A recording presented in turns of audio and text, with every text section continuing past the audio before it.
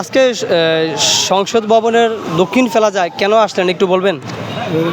দক্ষিণ প্লাজা আইসি মাননীয় স্পিকার, জাতীয় সংসদের স্পিকার এবং সাতবার ভোলা ৩ আসনের 7বার নির্বাচিত সংসদ সদস্য মেজর হাফিজের সহধর্মিনী দিলারা হাফিজ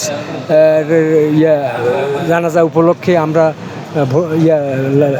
লালমোহন তজুমুদ্দিনের সমস্ত লোক একত্রিত হইয়া শেষবারের মতো তাকে বিদায় দিয়েছি।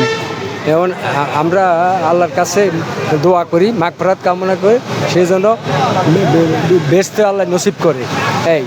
আর ভোলা লালমোহন তজুমুদ্দিন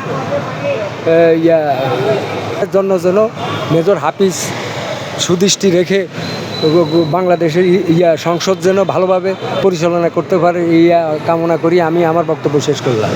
আসসালামু আলাইকুম রহমতুল্লাহ।